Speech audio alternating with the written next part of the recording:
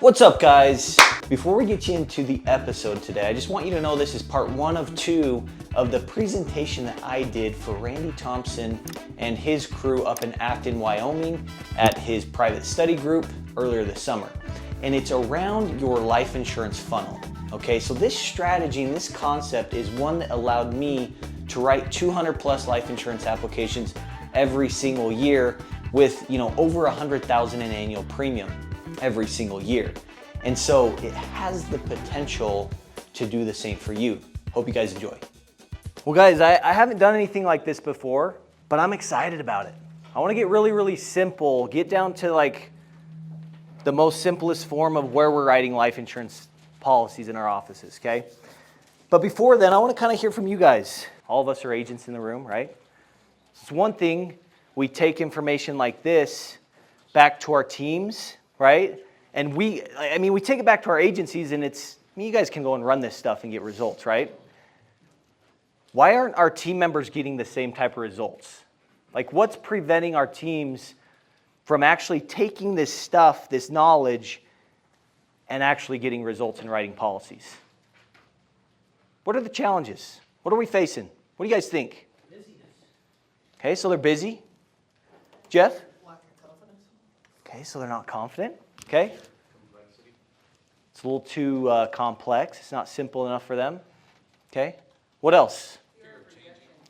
So changing, like they're used to doing something this way for so long that changing is hard and it's also a little scary. We hear rejection. Fear of rejection. Fear of rejection. Okay. Lack of continued training with the agent. A lot of agents expect them to take y'all's training and just do it. Yeah. So what you're saying is there's a role that the agent still needs to play, even though we're going to outsource some stuff like this. Okay. Anything else? Accountability. Okay. It's a big one. Is that pretty hard to do? Sorry. Is that pretty hard to do in our offices with our team? Yes. Hold them accountable? Like, you guys don't want to be the bad guy, but like that's kind of the feel that accountability has, right? What else? Someone said something else? Lack of confidence. Lack of confidence. Okay. I agree. Anything else? It's too complicated for some. Okay. So going back to like it's not simple enough for them to follow, let alone repeat. Okay. I want you guys to think about those reasons today, and my hopes is that I can share a few things that help me as a team member and kind of share my experience as a team member as well, right? Because the agent I worked for, Tyson Luthi, solid agent, incredible mentor for me. He, ran a very successful agency. He'd come to these meetings, he'd go to the study group meetings, he'd go to all of those meetings, and he'd bring back this cool stuff, and he'd share it with us. And I'll be honest, guys, early on as a team member, I remember just like not even giving it a try because I would think, oh, well, that makes sense of why it's going to work for you because your name's on the building. How's that going to work for me? I'm just a team member, right? Now, whether or not that's true right there, that's what's going on in our team members' minds. It went on in my mind, okay? Now I'm to a point where it's like I don't go there anymore, but team members still do, okay? Now, the nuances of like the conversation Austin can have with a customer may not be the same way that his team member Kevin has that conversation or gets into that conversation. Kevin's name's not on the building, and so he immediately doesn't have the credibility that Austin has. And so there's some things that we need to do a little bit differently up front in a way that it works for a team member to get into that conversation in that way, okay? So think about those things and think about your team, right? We talk about team members, but I want you guys to think about your team today. Like, where are they at? What's preventing them from getting to that next level and finding that consistency, okay? So first, what we're going to talk about is, number one, like writing more life insurance, okay? More apps.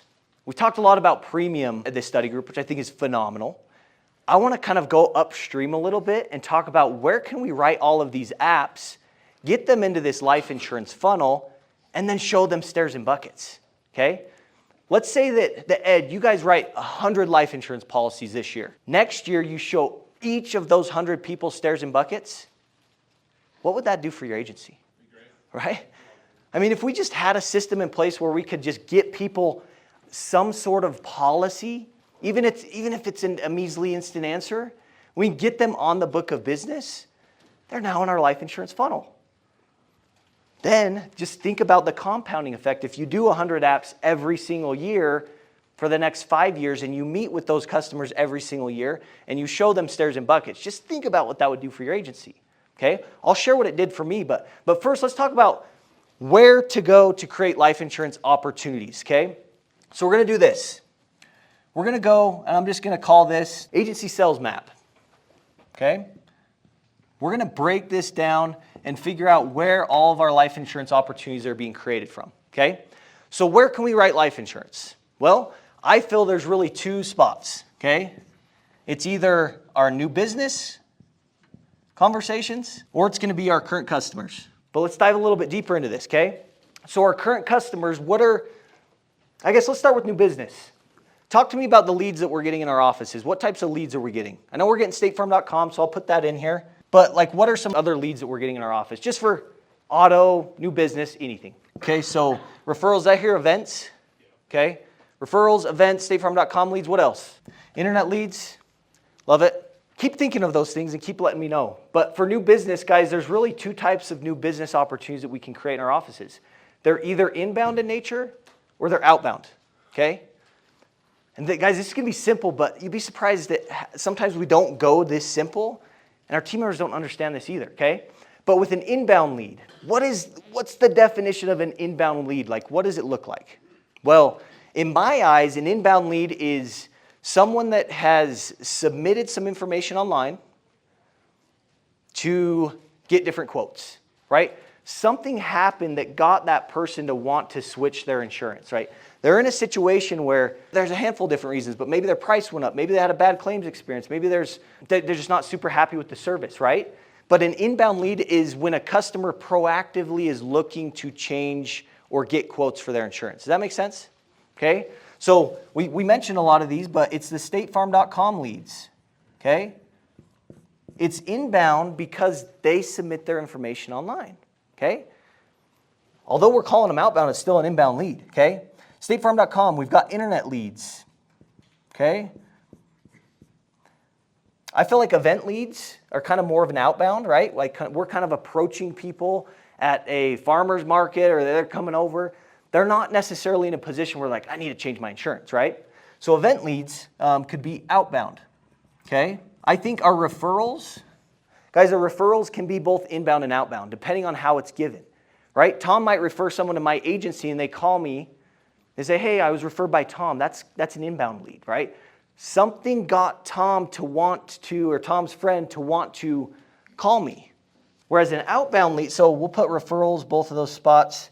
Help me out. Statefarm.com leads, internet leads. What else did we say? Referrals. Events. Okay, I got events. Okay. I'm just going to put referrals here on both of these. So I think those are important. And then I think the last outbound one is just like our cold calling, okay? Meaning this could be like defectors, so people that were our customers 5 years ago that are not now. We call those people, right? And it's outbound because like they're not requesting any information from us, right? This could also be quoted, not written. I don't know if you guys have done this, but as a team member, this was a great prospecting strategy for me. I would just filter in Production Manager, right? Like January 1st, 2023 to December 31st, 2023. And I could then see all of the households that I quoted last year that I didn't close. I think that's a great lead source because all the information's already there, right? There's one less thing the customer has to do for us to get them a quote, okay? And so, but that's more of a cold calling, like they're not requesting information from us, okay? The reason I'm mapping this out for you guys is to really, we're going to identify where to write life insurance with each of these things. But let me ask you, the way that we get into even just like an auto conversation with a statefarm.com lead, someone that has like requested information for a quote, would you guys agree that it would be a little bit different how I get into that versus how I get into a conversation with, a customer that was once our customer 5 years ago? Right? The nuance is a little bit different of what I say when I call initially, right? Do our team members know that? Right? For me, I didn't really understand that, okay? So we're going to talk about this. We're going to talk about where to create life insurance opportunities, okay? But for our current customers, right, Where are some places that we can, write life insurance with our current customers? How are we working our current books? Campaigns. Added auto. Added auto, okay. So some of the interactions, and we got campaigns, okay? So the interactions that we're having with our customers is we might have an added auto, right? So I would just say that's like an added policy, okay? Some other reasons our customers, we might be able to talk to them and create an opportunity is maybe it's an inbound service call, right? Payments, claims, like we know what those are, okay? So inbound service, okay? I'm actually going to change this to inbound sales. Okay? But again, just with these two right here, I just want to challenge the way and really help you think a little bit deeper. If Peter's calling into my office, he just purchased a new vehicle and he wants to add it to his policy, what do we know about what Peter's probably already expecting? Is he expecting his bill to stay the same or to change? Increase, okay? Don't we want to know that, right? Versus if he calls in to just make a payment, is he expecting or planning on his bill to increase? No. Okay, so the nuances are a little bit different. Understanding this allows us to know how to get into that conversation, what we need to do and what we don't need to do, okay? And then the other things could be, so we got inbound sales, inbound service. We could do outbound sales, which this is where kind of our lists or our campaigns would fall in, right? All of the term on the book, okay? And then we could even put outbound service. Right? These are just all opportunities that we can use to create life insurance opportunities. I know Derek has created a lot of opportunities from service stuff, right? Even outbound, okay? And so this is almost like in my mind of here is where we can create opportunities. Can we create life insurance opportunities from outbound service calls? Derek's done it, okay? Can we create them from inbound sales? People calling in to add their vehicles. Inbound service, right? That would be like, what do we call it? Pivoting, right? Okay?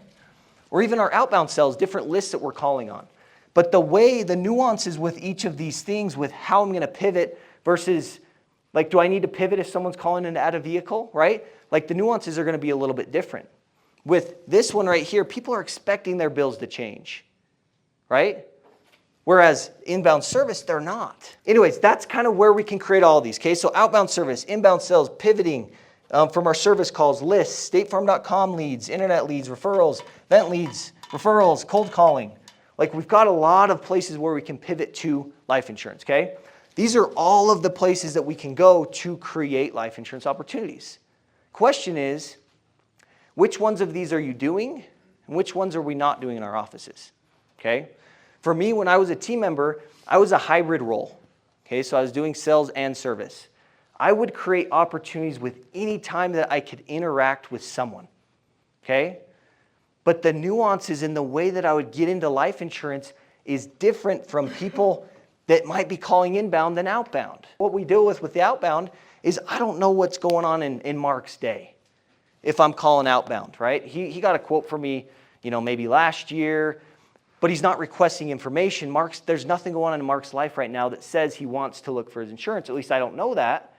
And so when I call him, like, the first things that I need to say are to kind of buy myself some time and help Mark want to kind of seed some doubt that maybe we should look at different options, right? Whereas people that are calling in, like, there's a reason there, okay? And I'm going to get into this a little bit of how we do this, okay, with our new customers. Because here's the deal. If people are calling or submitting their information online with statefarm.com, internet leads, even internet leads, right? Like, they submitted some form online that they're wanting to look at their different insurance, right? My question for you guys is, do our team members, within the first little bit of the call, are we finding out what that reason is? Like, what caused them to want to even shop in the first place? Do our team members know that information early on in the conversation? Because Austin might be shopping for, I guess, what are some reasons people shop? Price, claims, okay? Service, bad experience. Wouldn't it be helpful for me to know why Austin's shopping? If it's price or if it's a claims experience? You see, when I started out as a team member, I wasn't asking these questions.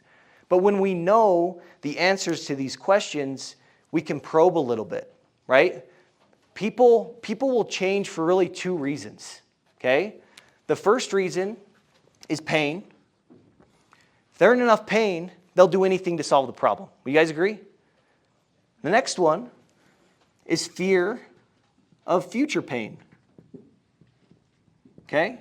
So when people are they want quotes for their auto insurance, there's some sort of pain, there's some reason that got them to want to do it in the first place. What we want to do is figure out what that reason is. If it's Austin, he's like, dude, my rates went up. Most team members would just jump into like, what are you paying? And how many team members run into, well, I'm not going to tell you that. I'm not going to tell you what I'm paying. If your team members ran into that with people, right? Well, it's kind of an indication that maybe we asked that question a little too quickly. We always talk about building a relationship with our customers, but sometimes, and I think it's important, right? But I think a way to build a relationship and really get a customer or prospect to really feel like you care about them is to take an interest in, ask more detailed questions about the price, right? He said, so for example, Austin said you're shopping for price, right?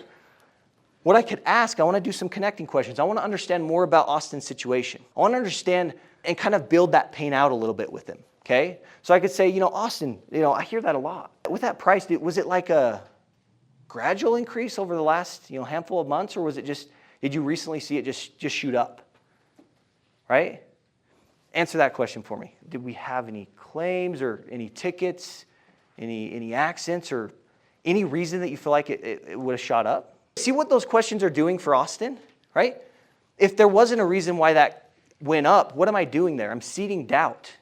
Like, Austin, dude, I'm basically telling you, dude, you're in kind of a bad situation right here without having to tell him. He's coming to that conclusion. So now, that reason of what got him to fill out this form in the first place, I'm helping him get back to that pain, that painful state. And I'm picking at that pain.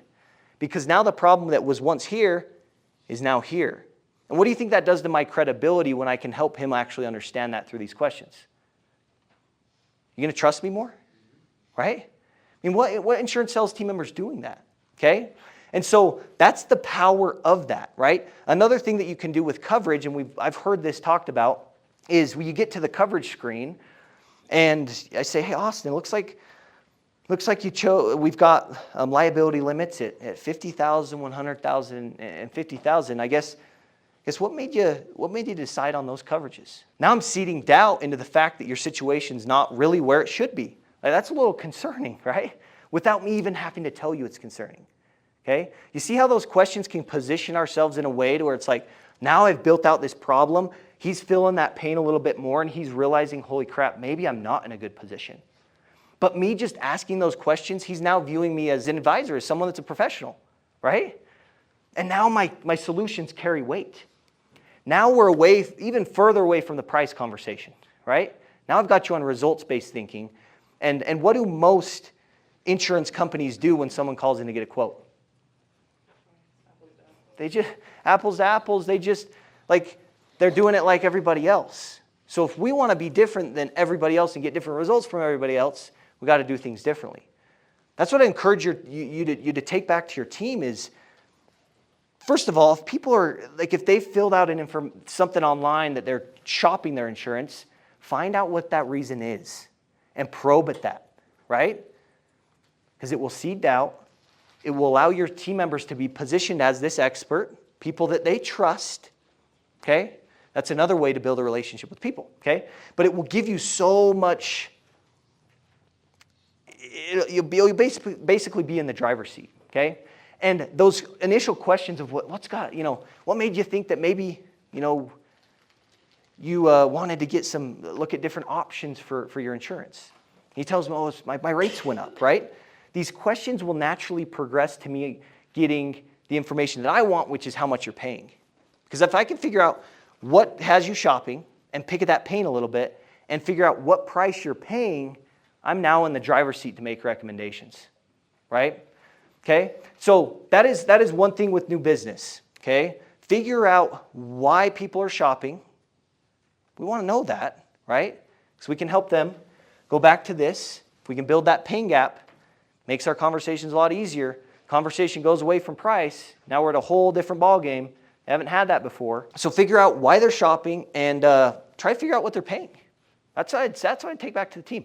Figure those things out because now we're in the driver's seat. This is where we can create these opportunities, okay? Spent some time talking a little bit about how to do it, but I want to talk about now what to do. What are some examples of inbound sales? Go ahead, Mark, yeah. So we even take it one step further to try to separate them from their current company, because that's what you're doing by saying, how'd you come up with those coverages? Oh, wow, that's not good. And then we say, when's the last time your agent went over those coverages with you? And the answer is never. And they say, wow, so I want to explain the coverages to you. And that's what we do to try to separate them and then move on to what you're thinking. I love it. And I think one thing with team members is like, help them use neutral language, right? Like, we don't want to ever be positioned in a place where it's like, there's desperation, right? Like, oh yeah, come with me. Like, I don't want to be that. I want to be very neutral because when I'm neutral, it gets people to keep their guards down, right? It disarms them. And so using words like might be or possibly, right? Or instead of even like, using the word quote, I just replace that with options. Because sometimes these words trigger people to put their guards up and they're not going to listen to what your team members are saying because they feel like they're being sold, right? These people, they're used to the same script, right? What does the average insurance salesperson say when they call a lead? I'm going to put together a quote for you. Hey, this is Colter over with Randy Thompson State Farm. I'm calling because, like, holy crap, every salesperson says that. And so what does it trigger in our prospects' minds? Salesperson, right? They put their guards up, and now we're working against the grain the whole conversation. Okay? So using that neutral language, but also utilizing these questions, like, kind of like what Mark's saying, allows us to kind of not kind of run into that, if that makes sense. You guys follow me? Okay? So, all right, so now we've talked about where to go. Let's talk about what to do with some of these transactions. Okay? So inbound sales. How many of you have heard of the strategy that I teach to write life insurance and disability insurance to our customers and prospects that have loans? By the way, raise a hand. How many of you are familiar with that strategy? Okay. I might spend some time there and show you how that works, okay? But we got to think about this. Let's just spend time there. So people are calling in to add their vehicles. How many added or replaced vehicles are we getting in our agencies every single month consistently? If you guys had to put a number on it. What's that? 75 from my office. 75 added or replaced? Added, yeah. Whew. Wow. That makes me excited. 30? I like that. 30. So 75, 30. What else? 100? I like that. What's that? 5. Okay. It's all right. It's all right. Okay. So let's just maybe put an average. Let's just say 30. Okay. Just for this example. You're getting 30 added or replaced cars in your agency every single month. What percentage of those 30 have loans? What if we just shot with 80 for this example? Okay. So you're getting 30 added cars. 80% of that is 24. Okay. That means you've got 24 opportunities every single month for your team members to run this strategy. Just simply talk to the customer about getting life insurance to pay the loan off, disability to make the monthly payment. Okay? For those of you that raised your hand about this play and you've heard me teach it, go ahead and put your hands up again if you've had success in your agency running this play. If you've had a team member that have written a policy. Okay?